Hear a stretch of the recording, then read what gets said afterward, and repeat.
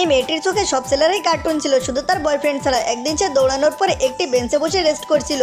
এরপর মেয়েটির কাছে একটা ছেলে আসে এবং সেখানে একটি রাস্তা জানতে চায়, কিন্তু মেয়েটি তার বয়ফ্রেন্ডের সাথে কথা বলার মধ্যে তাকে ভুলভাল রাস্তা বলে দেয়। কিন্তু সে জানতো না আশপাশে সব মেয়েরা সেই মেয়ে ছেলেটি দেখে তাকিয়ে। এরপর মেয়েটি একদিন তার বয়ফ্রেন্ডকে সারপ্রাইজ দেওয়ার জন্য তার ফ্ল্যাটে যায় এবং লিফটে ওঠে। ঠিক তখনই তাকে একটি কলিগ মিলে যায় এবং সে একই ফ্লাইটের বাটন টিপে দেয়। মেয়েটি তখন মনে মনে ভাবতে থাকে তার কলিগ কেন এই বাটনটি টিপলো। তারপর সে যখন তার বয়ফ্রেন্ডের রুমের সামনে যায় তখন দুজনেই সেখানে দাঁড়িয়েছিল। এরপর মেয়েটি তাদের ভিতরে ইনভাইট করে এবং নিয়ে যায়। আসলে মেয়েটি বুঝতেছিল তার কলিগের সাথে তার বয়ফ্রেন্ডের কোনো একটা ঝামেলা আছে, এজন্য মেয়েটি কিছু বলছিল। কিন্তু তার বয়ফ্রেন্ড তখন বলে, তুমি যা ভাবছো সব ওভার রিয়াক্ট করছো এবং এসব কিছুই না।